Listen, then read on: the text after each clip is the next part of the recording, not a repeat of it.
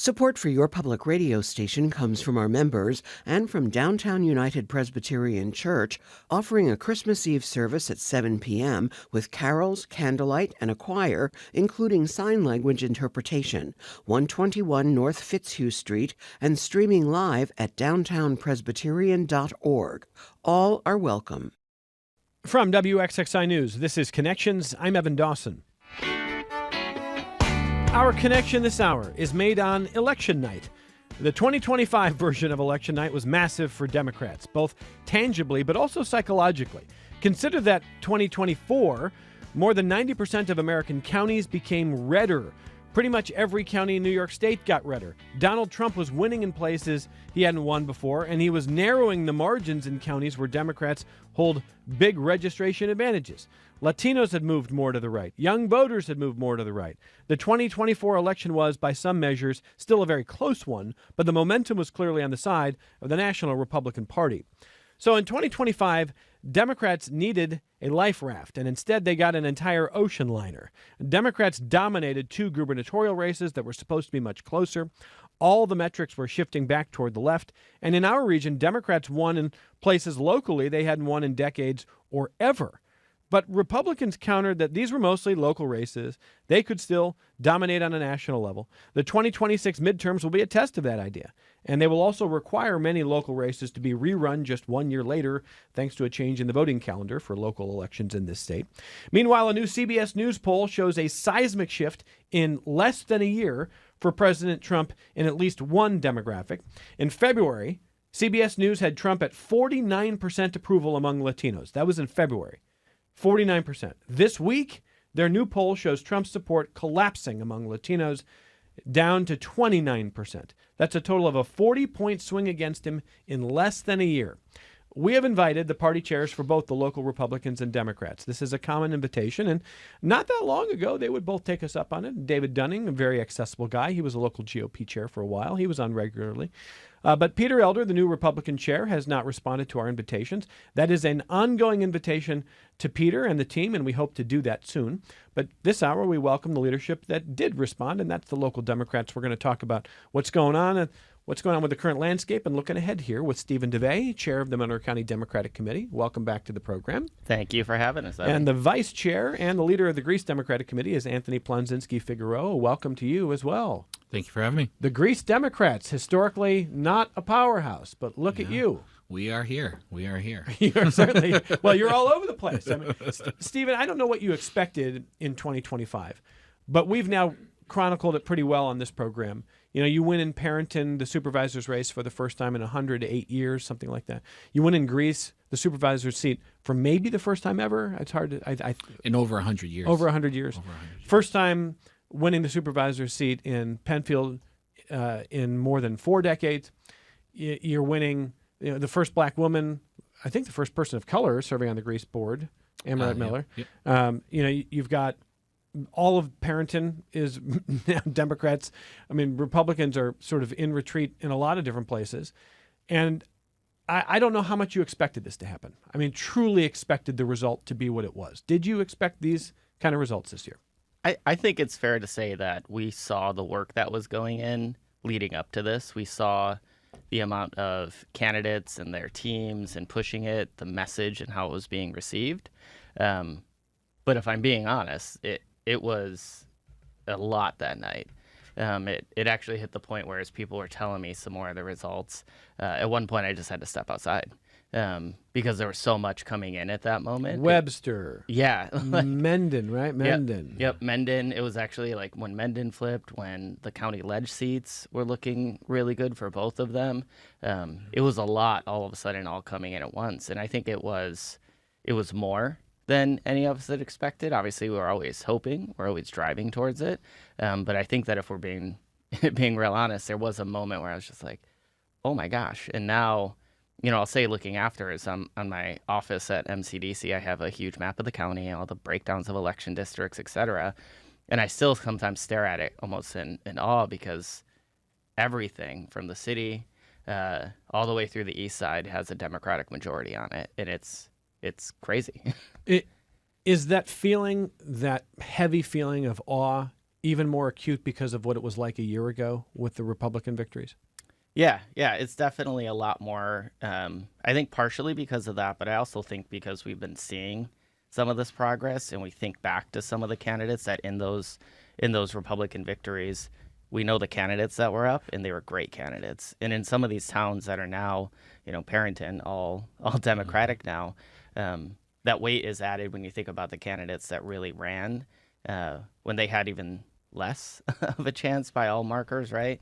And then they built that foundation, and they showed that when a Democrat shows up to vote, they can now touch that box on a touch screen in order to vote, or fill in the bubble at the time to say, oh, I do have a choice here. I do have that. And then they get used to showing up to vote.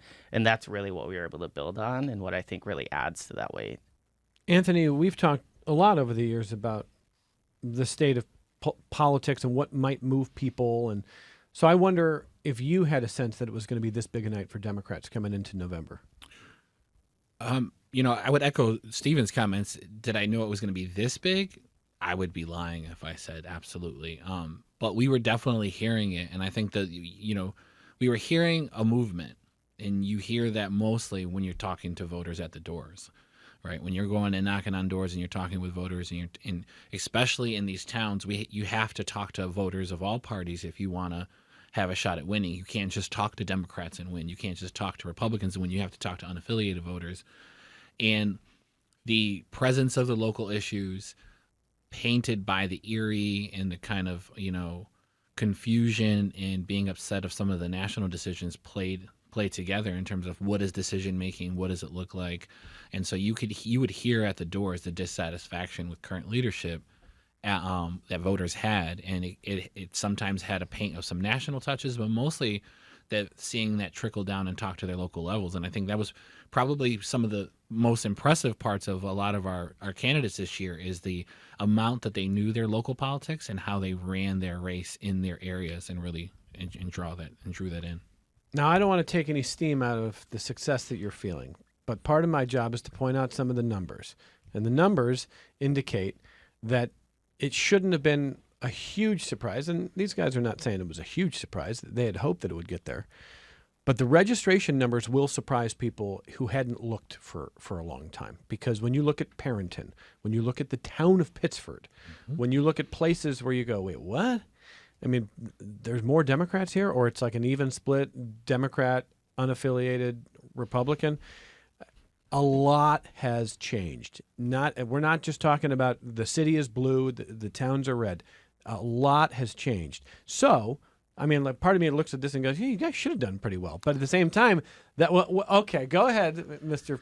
Blonzinski-Figueroa. I say this to the point where everybody looks at me and I'm annoyed. We have a registration advantage. We did not have a participation advantage, and that's a very different thing. We had individuals who went in and registered as Democrats, but then they wouldn't get up and actually go vote. What moved them? And so the difference here is now that they're registered, and we did have a number of individuals change parties, right? We've heard that story too, whether they were ours and changed to Dems, or whether they were unaffiliated and changed to Dems. But they not only were registered to vote, they felt compelled to go vote. And we saw a lot of that happening across the county in terms of individuals who went out and decided to vote. Maybe their voting history was semi-strong, maybe a little weaker, but they were compelled to go vote. Why? What happened? They were upset. They were upset at what was happening locally in their communities. They were upset what's happening nationally. And they also were drawn to the messages that they were getting, I believe, from a lot of our candidates. What do you think, Stephen? Yeah, I mean, I would add that. Anthony has said that before, and I adamantly agree. One of the challenges that we have is, we have a voter reg advantage. It takes something to motivate them to vote. And this can be for a lot of reasons. We've dug in and tried to hypothesize on some of those reasons. And a lot of it comes down to you have to get into the habit of voting. You have to be able to balance it with everything going on in your life, to be able to balance it with taking care of your family or working 1 or 2 or 3 jobs. There's a lot more that has to be done in order to get kind of that motivated. It's why I think early vote has been such a huge focus for us. It gives the ability for more people to take advantage of it. Early vote by mail this year was a huge push that we had to make sure that people were turning in their ballots and requesting them if they need it. All of that stuff is really part of that fact that how do we take advantage of that registration advantage? And then make it a participation advantage for us. Well, and so I'm curious to know a little bit more about what our guests think about just how much of this is exclusively local. You heard Anthony say people were upset.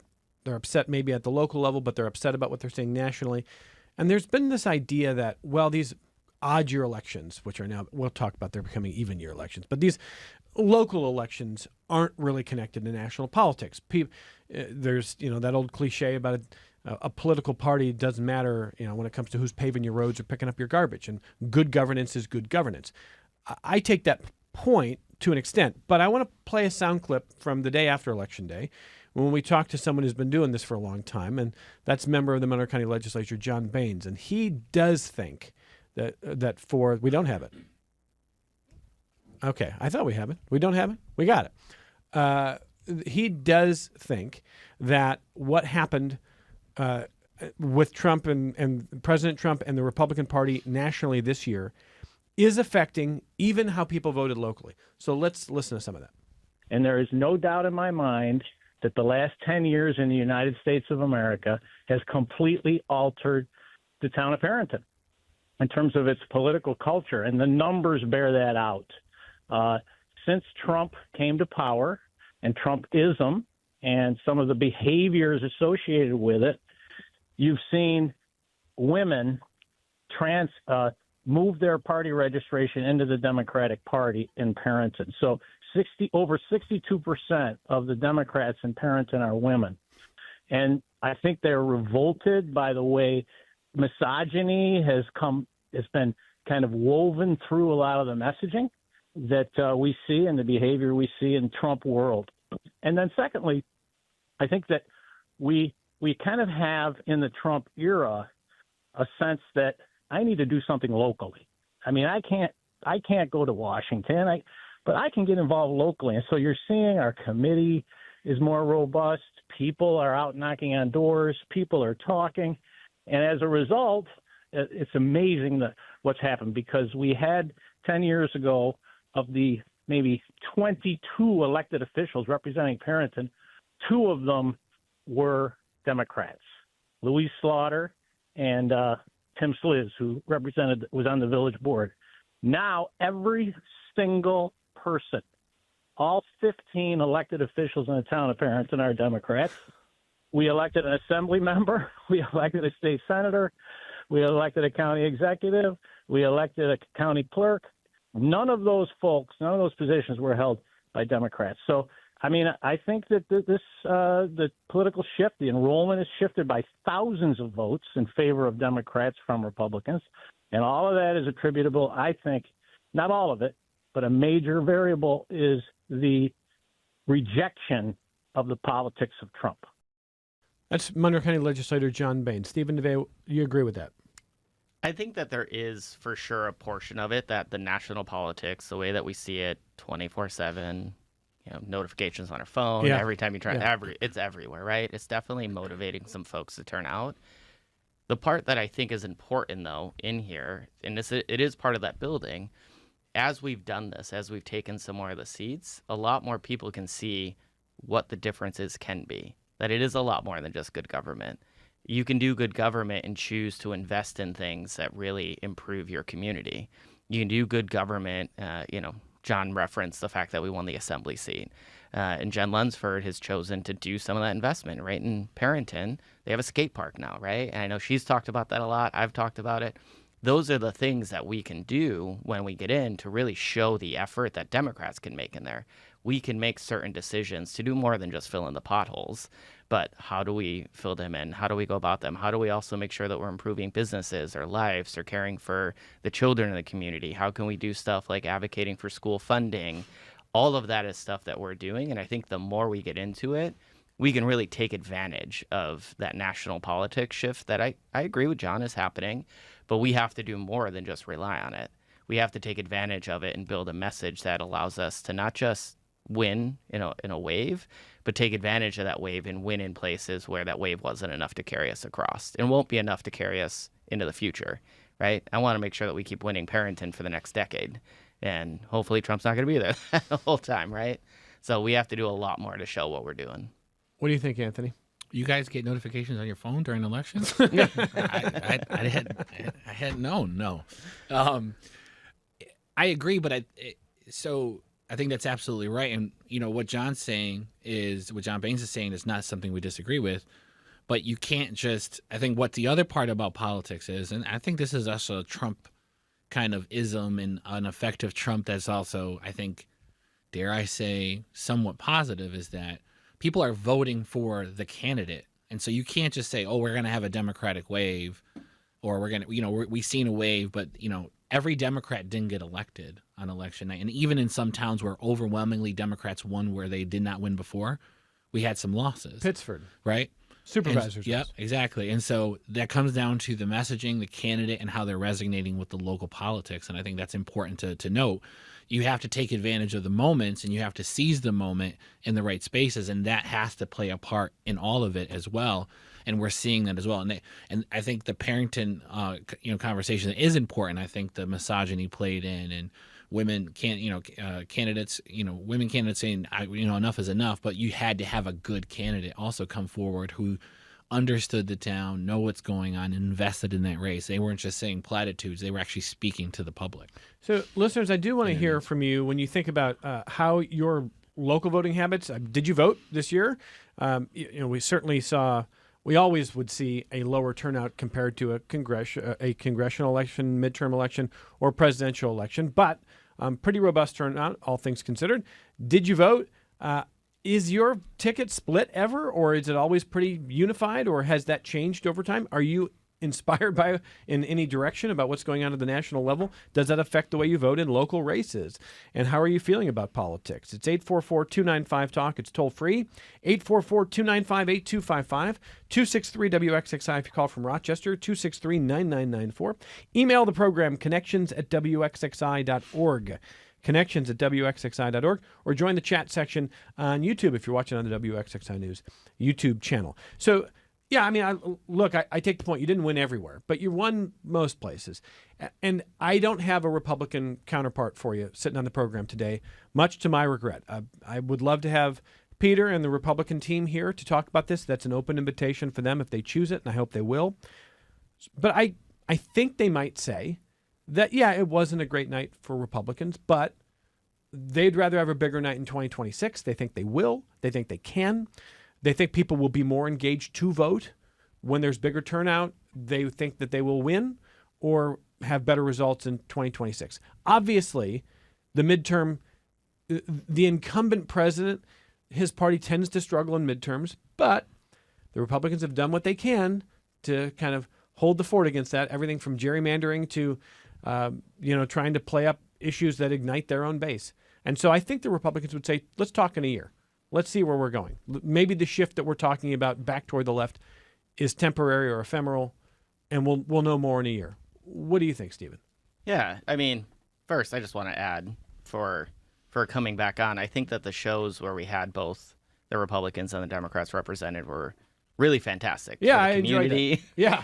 It was a really great way. There were moments, and I remember David and I agreeing multiple times, Yeah, it's and I really think that's lovely. healthy. Yeah, sure. And there's a lot of times where we don't agree in those moments. So I do just add, I really think that would be a really great show. And You'll come back if the Republicans come back? yes, Okay. for good, sure. Good.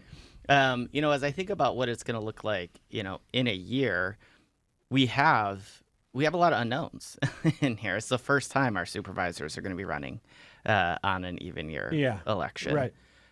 There's not a lot of data to model on that. There's not a lot of things to figure out. Are we going to have ballot drop off? Are we going to have people that show up because they know they show up to vote in even year federal races? And now it's a huge ballot. It goes from Congress all the way down to your town supervisor. Are we going to see drop off in there? Are we going to see more people showing up and completing the row? Are we going to see split tickets? There's a lot of unknowns in there. But when we talked earlier, enrollment advantage versus participation advantage, the participation of Democratic candidates does go up, or Democratic voters does go up in those even year elections. They're used to voting in those moments. And actually, on election night, I'm checking into the Hyatt for the Democratic event, and the person there is like, "Oh, what are you here for?" And I was like, "It's election. It was election party for the Democratic. All the candidates are going to be here." And she goes, "Oh, when's the election?" And I was like, "Today. That you was still have that was time a to month ago vote." this year. Yeah, this was this year. This year. Yeah. Yep. Yeah, literally a month ago. But for me, it was this recognition. She knew there was an election next year. She knew that there was one the previous year, but she didn't realize that there was one this year. Yeah. And I think there's a lot of people that are in that boat. They're very accustomed. They see the CNN, MSNBC, Fox News, whatever. They know that those things are happening. They don't know it as much in those even years. So I think our participation advantage goes up, and I think that there's obviously some unknowns, but I do think that next year, hopefully we continue this effort and we continue this wave and we re-elect everybody. Andrew, I'll grab your phone call in a second. I want Anthony to weigh in on this part as well. So if Republicans say, talk to us in a year, then we'll see if you're still celebrating. You say? I mean, sure, that's a nice way to punt the pain. You can punt the pain if you want. And, we've done that too, to no avail. I mean, I don't see that. I mean, I'm just feeling what it is. I mean, one thing about New York State elections is that there is actually no break now. Immediately, as soon as the election is over, we're now heading into designations for our party designations because of the timeline. Yeah. And so, I have people reaching out for races that you probably never would have thought they had a chance in. Now, all of a sudden, they're like, hey, you know what? I'm thinking about that. I saw so-and-so, beat the odds, and they did it. And I believe in I believe in them and their issues, and I think we need change, and I'm thinking about running. And so, that kind of success is infectious, and I think that kind of energy is also infectious, but also the national landscape and the national landscape, the local landscape in terms of where we are. We haven't even, this new cohort of elected officials hasn't even started governing yet. And so I think it's what's the change agent that the Republican Party is going to run on. They really have to take a look and think to themselves, well, what are they going to run on next year? How is it different? Recruiting candidates. So yeah, let's wait till next year and see what's happening. I don't have anything to suggest there's change in that yet. So we'll see. Okay, let me grab Andrew in Irondequoit on the phone. Hey, Andrew, go ahead. Hey, how are you guys? Very good. Look, please, I'm begging you guys to put up some moderate candidates in 2028 because I can't stand Trump. I'm a Republican, but I'm not a Trumper, and I'm not looking forward to J.D. Vance. He's all conspiracy junk. And who do you want to see, Andrew? Well, somebody that's not named Gavin Newsom or Harris. Oh no, I mean, I want to ask you on both parties. What Republican would you like to see nominated? What Republican? Just somebody that's a moderate Republican. I think the country would love a moderate Republican or a moderate Democrat. Everybody loves Spencer from, Cox, like, but your party Pennsylvania. doesn't love him. I mean, like everybody loves the governor of Utah, but except for Republicans, which is interesting. He's what you're describing, but I don't know if he has any traction. You have the same problem on the Democratic side. I understand the point you're making. You want to see people who represent more of the middle ground of America. That's what you want. Yeah, because look, we don't need to careen from back and forth between too much, not enough taxes and too much taxes. It's driving people crazy. There's got to be a sensible middle. And here's the problem. If you guys put up some uber liberal, they might go for the Republicans again because they want somebody that's business friendly, which Harris wasn't. And so people want to do business.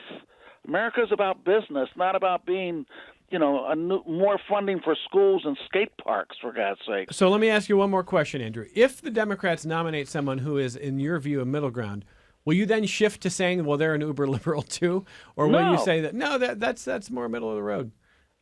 Look, we're looking for somebody that's more middle of the road because J.D. Vance is going to be trouble. Okay. Andrew, I appreciate that. Our guests here don't run the National Party, although someday they might. But today they don't, so I don't know how much you can add on this point. What do you think there, Stephen? Yeah, I was going to make it similar. They don't call me and ask for Monroe County's advice in those moments. So don't have a ton of sway at the national level. But what I will say is locally, I understand and we've heard it in a million different ways, the genesis of the point. There's extremes on both sides and all of that. Yeah. I would argue that the extreme on our side is more about helping families in more aggressive or detailed ways than it is on their side. And so I'll take our extreme side any day and happily work with them, because I think that the values that they're adding to the conversation and to the party are important ones. When we look locally, though, across the county, we ran candidates that really reflected their communities. And that meant nobody would say that all of our town supervisor candidates, or probably even most of them, were ultra liberal. No, we talked to Jen Townsend in Parrington, who until this year was mostly a lifelong independent. Yep. Courted by Republicans to run for different seats. And, says she is a proud Democrat, but didn't put Democrat on her signage. Wanted to talk about her own ideas. Yep. Very, I think, specifically. So that's somebody who you would not put in the Mamdani camp. No. And a lot of our candidates are very much in that state. Monroe County is a different county than all of New York City and the counties down there, or even across the country.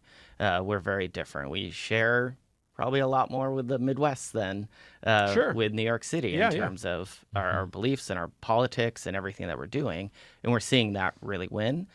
So locally, we're going to continue to have candidates reach out to us and support candidates that do reflect their communities, reflect the things that are happening, reflect the needs in those spaces. So we can do, I would say do some of the things that I think we should be doing, which is, yes, we do want to be supportive of businesses, but the biggest issue right now is healthcare. That's the national highest polling thing. People care about that, and they care about how they're going to care for their families or their kids and how they're going to be able to afford basic needs of going to the doctors. They're also really focused on education. We know that we have to do more in order to afford going to school or maybe going into the trades and all of that. There's a broad spectrum of issues that folks care about that I don't think anybody would say healthcare should be an extreme liberal thing. That should be pretty moderate and pretty basic. Anthony, so I'm not... fine, just give me your choice for 2028. You're never going to do that. No, but what do you make of Andrew's point? Well, I heard Andrew's point, and then I heard Stephen his response, and your mention that Jen Townsend didn't put what party, but I think it's. I'm not saying she's hiding from being a Democrat. No, I'm saying she wanted to appeal to everybody, yes, and not just make it about party. That's what she told us. I think Andrew is his own worst enemy.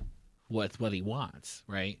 What do you mean? He says he just wants middle ground and smart governance. Sure, but then he went after both parties about different extremes, and so in a sense, the Jen approach is what they're looking for. If you put a label on there, right? You put a label on the party. I think individuals are running on their ideas, rightfully so. And then if you get to the heart of it, whether they're a Democrat or Republican, you don't face value look at that because of the extremes of both parties. And so I think, we're saying we want this kind of moderate, but Andrew couldn't even tell us what moderate he wanted, right? Because we don't know yet. I think you hear someone out. There's still people who grab the literature that they get in the mail, the tons of it, or they grab the paper, or they listen to the radio show, and they're sitting at the kitchen table with their spouse, and they're saying, okay, who are we voting for? What makes sense to our bottom line in our pockets here? How are our taxes? Are we putting food on the table? Can we afford to live in this town? Can we afford to live in this city? Can we afford to live in this state or this country? And they're making decisions based on that. And so, the idea of this moderate doesn't kind of get to the Mamdani, Trump supporters that we're talking about. Politics is about, we're finding more and more, we're going back to it. Politics is about the issues at the table. The reason I asked Andrew is if he's going to think that anybody is far left, no matter who gets nominated. You're right. Barack Obama was known by some who work on immigration policy at the time as the deporter in chief. There were a lot of deportations in the Obama administration. The top marginal tax rate went from 37 to 39%, not 90 where it was, less than a century ago. And he ditched the public option in healthcare to try to get healthcare over the line, and they got it over the line. And people can decide now whether they think it's imperfect, but there's a growing number of Republicans who point out that they haven't put forward any plan in a decade. So it's sort of the ACA or nothing right now because in terms of competing plans. So, but then of course he got called a socialist. I mean, it's like Yeah. whatever you think of socialism, Barack Obama is not it. You can say that he's too far left for your taste. That's fine, but he's not a socialist. And what I want us to do, no matter what happens in local, state, national politics, is just describe things accurately and then to have smart conversations about them. Because there are some in the Democratic Party who want something that looks more like democratic socialism in New York City. We'll see with Mamdani. We'll see how much he can achieve. A Nordic or sort of a Scandinavian model. We'll see if that comes up. Bernie Sanders. But it wasn't Barack Obama. But then, like, when it just goes there, you just, well, what are we talking about now? So that's why we're trying to have a smart conversation about where the state of local politics are today, where they're going. When we come back, I want to ask Anthony about some of this new polling on Latino voters, and we've talked a lot about Anthony's roots in the community and how he sees, what motivates. He's one person; he doesn't speak for everybody, but what might motivate the Latino voting bloc to the extent that it's a bloc. The polling for President Trump this week is really, really rough with Latino voters. But not just President Trump. We're talking about what it means in local politics. What motivates people to get out? Does what's happening with ICE and other sort of national stories impact how people feel locally when they see that in their communities? So a lot more to talk about. And I do want to ask Stephen DeVay, chair of the Monroe County Dems, if he likes this change to an even year for local elections, because I don't. Stephen DeVay, chair of the Monroe County Democratic Committee, and the vice chair, Anthony Plonzinski-Figueroa, who's also the leader of the Greece Democratic Committee, are with us. The Republicans did not respond to our invitations. We hope to have them soon. We'll come right back on Connections. Support for your public radio station comes from our members and from Mary Cariola Center, supporting residents to become active members of the community, from developing life skills to gaining independence. Mary Cariola Center, transforming lives of people with disabilities. More online at marycariola.org. This is Connections. I'm Evan Dawson. A few more emails before we jump back into the conversation with Stephen DeVay and Anthony Plonzinski-Figueroa from the Monroe County Democratic Committee. Judy writes to say she does think about national politics a lot because she's worried. She says everything from tariffs, Greenland, the ballroom, it never stops. She says, I fear for the next 3 years. I fear the shoe will drop. Are you scared about what's happening in this country right now, Anthony Plonzinski-Figueroa? I mean, yeah, I believe a lot of people are troubled and they share that sentiment. I mean, in its kind of basic form, it's a lack of focus on issues that are facing us directly in the United States. It's a big distraction in terms of the local populace, in terms of economic issues and what we're dealing here, tying us into a lot of international conflict. Also, just sporadic decisions being made without the input of individuals. If you look at just the symbolic nature of tearing down the East Wing of the White House, like the people, that house belongs to the people, right? And individuals saying people are making decisions, of what's going on. You don't know when the next shoe is going to drop, and so it's like, are we going to be in war soon? Or are we not? All of those things play a part. And when you're trying to focus on what's happening here locally, you can't take your eye off the prize because you're like, well, I'm worried about what's happening in my neighborhood, but I don't know if we're going to be dragged into any larger conflicts. I mean, some folks who live through, the nuclear bomb shelters and all the drills in the schools, we still have a lot of those, ancient buildings around here too. That's very real for folks who live through it. I'm going to ask Stephen the same question in a second, just as a brief aside. And this, at the risk of veering into hot take territory. Wow. Can you explain, what is the big deal with the East Ballroom or the East Wing demolition? Explain to me why it's so important. Well, I brought up symbolic, right? You did something without checking in. I mean, I totally think you should have checked in. I don't like the idea of taking a bulldozer to the White House with nobody, literally in the middle of the night. I can make that in the way but that he's going to make it a ballroom. It's going to be gaudy. It's going to be gold. Yeah. People, other presidents have put in basketball courts. People do different stuff. Let's take it down to the local level. There is not one, I think, elected leader in this county who would dare just say, well, forget what the Historic Preservation Society said, forget what the zoning committee said, and then go off and make their own decisions. I think locally a political leader would tell you, well, that's probably a recipe for chaos or a lot of headaches. All right, so they did that at a national level.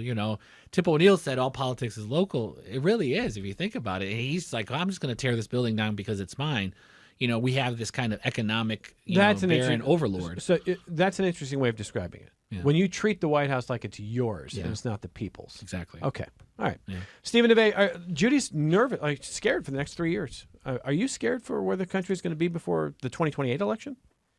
Yeah, I do think there is a lot. Anthony kind of just talked through a lot of the things that have happened in the past, and that's where my mind always goes. There's always these kind of ebbs and flows, and there's crises that we all live through.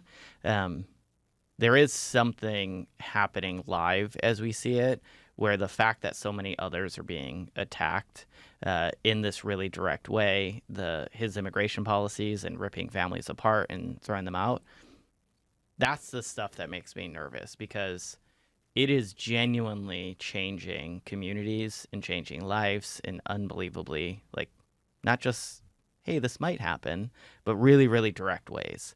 The way that he's vilified the trans community is something that we see a really small part of the population taking all of this on. And it's those areas that I get really, really nervous about, is I think, how much more can they handle within the next 3 years? How much more can be done to families and communities like that in the next 3 years that's going to create just an absolute long-lasting generational disaster, because that lives on, right? It's not just the next 3 years, but an impact like that of deporting families is going to have the next generation and the next generation that we're losing out in this country. So this isn't just for me about the next 3 years. It's about what is he going to do in these 3 years that makes it so there's still impacts in 2040 or 2050, and what are we going to lose out as a country because of the decisions he made today? Sean in Fairport says, in local politics, I never paid much attention to party. Now that the GOP is the Trump party, I cannot vote for anyone that identifies as Republican. However, Democrats cannot depend on the anti-Trump vote in 2026. Sean in Fairport. What do you think there, Stephen DeVay? Yeah, this is very much that work that we're doing to get into the communities with these local folks, building recognition, doing events, building up and doing good government work in order to get that out there. We by no means want to rely on it, right? This is the part, yes, there was a wave that happened, but that wave isn't the only thing that happened. That wave isn't the only reason that we won. It's not the reason we won in places like Webster or in Greece, frankly. There was a ton of effort put in there to knock on doors, to get into the community, to show people what the candidates are about, and that has to continue. So we're for sure not relying on it, and we know that so much more has to be done in order to continue that message. You want to add to that? Yeah, it goes back to the statement about the candidates, really, about, it has to, it's one part of the equation, but it has to be a part of a larger mission and making that connection and building upon something meaningful. And so, if we rest on our laurels of, hey, this is just an anti-Trump movement and anyone can win, and we don't focus on what individuals, community members are asking for, then this is a moment that's just going to be wasted, where we can really make some deep systemic structural change, but also educate individuals about the Democratic Party and the platforms that, and the kind of big tent that we all stand for, even more, and really build it into the future. Roger in Walworth says, Evan, thanks for all the great shows throughout 2025, and Merry Christmas to the WXXI family. That's very nice, Roger. Merry Christmas to you. Thank you. He goes on to say, you asked if we're letting what's happening nationally affect our voting. At this point, I wouldn't vote Republican even locally. It's a way to push back in some way about the craziness we're exposed to every day from the current national administration. Yeah, that's what Sean in Fairport is saying. I hear you there, Roger. That's certainly, you're right to have that perspective, and maybe that's part of what John Baines was saying. It's trickled into the way people feel even locally. Michael in Geneva says, Dear Connections, I'm currently listening to President Obama's book, The Audacity of Hope. Obama is extremely moderate and greatly weighs each side. Today's right-leaning media would have you believe he was a radical socialist. I encourage listeners to go back and listen and read that book. It's amazing to hear what a middle-grounded, intelligent, and qualified president can sound like. That's Michael in Geneva. And Amber says, disturbs me that people are being surprised by the larger movements to take down the government and shift the focus. I have read half of Project 2025 and will continue to read it. As I do, you can see that most of the big changes that Trump is doing politically are coming from Project 2025. I'm always surprised that The media appears to not have read Project 2025. Changes in all the big offices in the government are outlined in it. Should we have read this, Stephen DeVay? Yeah. Project 2025. It is kind of eerie how much of it truly was documented in there that they're executing on. And while I will openly admit I have not read the entire thing, we at MCDC actually used some technology and we built an AI chatbot in order to go through that document and compare it to the things that are happening. So the way we can see some of that correlation, we can see some of those parts that are happening. The Department of Education, not a surprise. These policies, not a surprise. All of the executive orders, not a surprise. It's documented in there, and so we're using it to do that. So I think folks should look at it because it might give a little bit of a hint into what's happening in the future. But what I wouldn't do is let it distract us from the fact that we need to double down on making sure that we're responding to everything that's happening. We're out there letting our voices be heard and known when things are we don't agree with them, and making sure that we are voting. Our strongest political weapon in this moment is our vote. Being able to show up, and we just had several callers or writers say they can't do that right now. They can't vote Republican because of what's happening. Those are important messages. That is the thing that absolutely people look at. And I know we had conversations that, well, here locally, we were electing for local elections. I do know that the pollsters and the people planning for 2026 at the national level were absolutely looking to see what those turnout results were.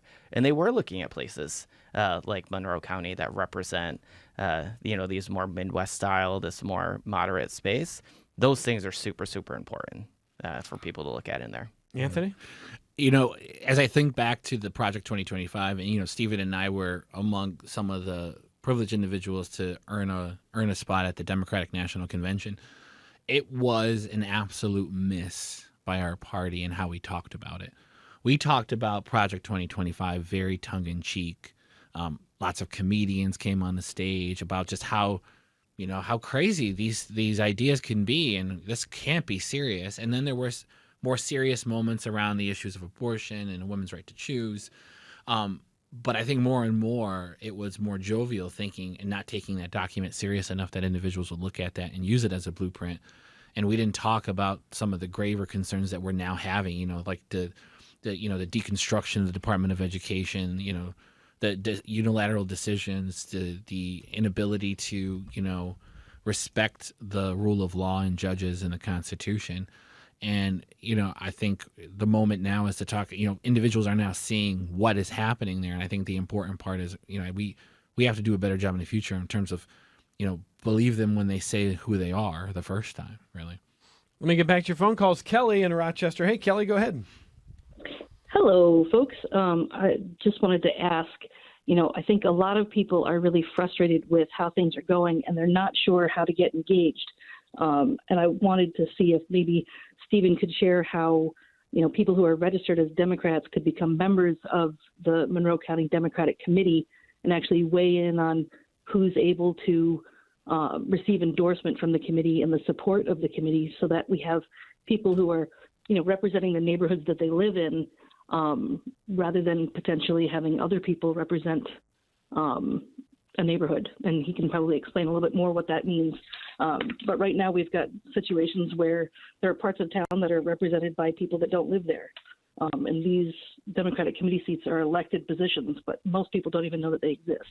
So if you could share that, I think that would be helpful. Thank you, Kelly. Go ahead, Stephen. Yeah, I appreciate the question, Kelly. I could talk about this for an entire show because I'm that type of a nerd. Yeah.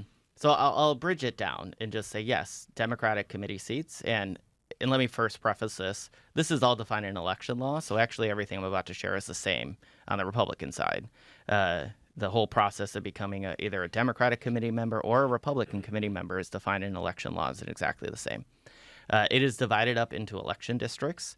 That is the smallest basis for us to be able to have. And we elect, according to election law, 2 to whatever number is defined. We define it as 4. I don't know what the Republicans define theirs as, but we define ours as 4 committee members per election district. And those are publicly elected.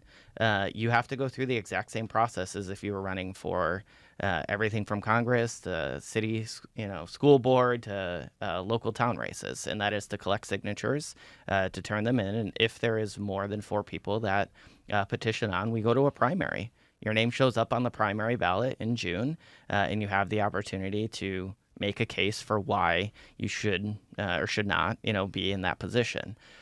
We are looking at, so we are coming up on the year. It's probably why Kelly is asking, is this cycle is the year that we petition on committee members, and we potentially have those primaries in June. And we at MCDC are looking at having kind of 2 events. One, I'll call out one we've done every single year. Every single year we host a public petitioning training.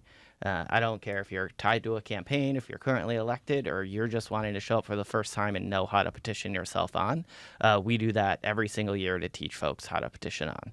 Now, we're going to do that again in February, because that's when the petition window starts. But this year, we're looking and we're finalizing the date. I wish I could say it right now, but we are looking at finalizing what we're just going to call an open house, which is just a chance for any single person that is maybe looking at this moment and saying, I have to do something. I have to do more than just vote. I have to support a candidate. I have to learn more about what's happening. I have to support my committee. I have to join the committee. We're going to have an open house is kind of the term that we're going with in January for people to be able to come and see that. And we'll publish it on our website, be able to come and ask questions, learn more about how to get involved and through that process, and really, really try to push to getting a lot more people engaged. What's your website? MonroeDemocrats.com. MonroeDemocrats.com. You probably want as many people engaged as possible. As many as we can get. Mm-hmm. Everybody is welcome. We'd love to have that entire place full. And Anthony, I think about what Legislator Baines was saying, that for people who are frustrated with national politics, they might think, look, I can't do everything nationally, but I can do something locally. I can get more involved. Are you seeing that? Yeah. The interest. So when I first became leader of the Greece Democratic Committee, we were just talking about this. We had 20 members on our committee, and this was about 6 months before the elections really started ramping up this year. We are now close to over 100 members on the Greece Democratic Committee. And so I say that because interest of getting on, interest of being connected. And the other part of some committees are a lot more hot than others. The city committees have often been individual, areas where it was hard to find a seat because there's the number of Democrats registered, and then now we're seeing out in the towns. And so here now, the way to get involved is get on a committee, find a candidate you want to help and support, figure out how to go door to door. If you don't want to run for office or you don't know what's going on, come and just learn what's going on and be connected. But oftentimes I tell individuals, even if you don't want, you want to do the bare minimum of just coming to meetings and maybe making a few phone calls, getting on those committees is helpful because those candidates come and vet themselves before you, and you start to get to see who's considering running, whether they decide to or not, and you get a different glimpse of the party with the information. All right, before we lose the hour, let me get back to what I mentioned toward the top here. I want to ask Anthony in particular, who has been on this program talking about what moves Latino voters. And this is a national story, but I'm sure it affects every county in the country. Polls aren't perfect, but this poll was shocking. CBS News poll in February had President Trump standing among Latino Americans. 51-49 approve. 51-49, essentially a coin flip. Yesterday, 71-29 approve. A 40-point swing against him in less than 1 year. What do you see there? I think actions speak louder than words, and so in the idea of running for office, there were a lot of promises made, and there were a lot of subsects. The Latino community is not monolithic, and we talk about that often. There were subgroups in there who believed the rhetoric and the platform in which President Trump ran on, and also to the belief that his immigration policies, his family separation policies were not something that was going to affect them. There was a deep belief in that, and so I think some of the biggest things you're seeing is a lot of folks are just President Trump lied, right? That's just the purest form of it, especially about deportation in terms of like it not affecting them, right, or their families. There was this belief that it was separate, and now Make you sure see. I understand that. I think what you're saying is even for Latino voters who supported the president and might have supported what they thought was going to be his immigration policy, they wanted to see deportation of drug dealers, violent criminals, etc. Yeah. They didn't want to see people pulled out of restaurants and off roofs. Yep. Or 20 years, 20-year, 30-year citizen or 30-year individuals who are applying for citizenship who have contributed to the community and now are being pulled away. Or from, subsects of the community and ethnicities that are just being targeted and not being there. And I think let's look at what's happening. The biggest part of the news is what's happening in Venezuela. Huge populations in the Venezuelan community who were here, who vote, who where their citizens were here and they voted for, they were citizens and they had the ability to vote and they voted for Donald Trump, are now seeing family members being treated or their status is being changed in different instances. And so you see when your family members are being affected, when you were told not, and your family member's not a drug dealer, your family member's not a criminal, and you see the pure lack of humanity and how individuals are being treated, it really changes the effect. And then you lump that together with the economic issues, right? And a lot of our middle class Latino voters are saying, well, this is not the bargain we voted for. And you in fact said it was going to be different. Why is that? As we wrap here, one more time, Stephen DeVay, if people want to get involved in any way, whether they want to run for a local office, whether they want to maybe explore what it means to be on a committee, etc., where can they start learning? Yeah, so the easiest is MonroeDemocrats.com to visit our website to be able to connect with us. You can email us at info@MonroeDemocrats.com, and myself or Avi Presberg, our executive director, will get that. And we're in that process. Anthony made the comment about our cycle never stops. We're in the designation process already for next year. So if you're interested in getting involved, if you're interested in running, if you're interested in any of that, please reach out, and we would love to have you. Anthony, on a separate occasion, by the way, let's really dig deep on this question on this recent polling in the Latino community. Absolutely. And try to understand it better. In the meantime, I want to say that if you want to get involved in local Republican politics, reach out to the local Republicans. We hope they'll come on the show sometime soon. Peter Elder, the local chair, is invited anytime he can make it happen, and we'd love to have that happen. Stephen DeVay is the chair of the Monroe County Democratic Committee. Thank you for being back with us here. Thank you for having us. And the vice chair, who's also the leader of the Greece Democrats, is Anthony Plonzinski Figueroa. Thank you for being back with us. Thanks for having me. And from all of us at Connections, thanks for watching. Thanks for listening. Tomorrow is a really fun day for us. It's Rochester and Monroe County, Rochester and Western New York's favorite books. People still read. It's 2025. Join us for then. We'll talk to you then.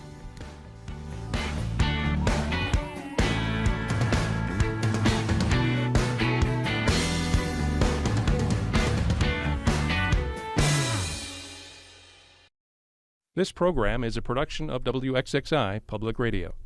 The views expressed do not necessarily represent those of this station, its staff, management, or underwriters. The broadcast is meant for the private use of our audience. Any rebroadcast or use in another medium without expressed written consent of WXXI is strictly prohibited. Connections with Evan Dawson is available as a podcast. Just click on the Connections link at WXXInews.org.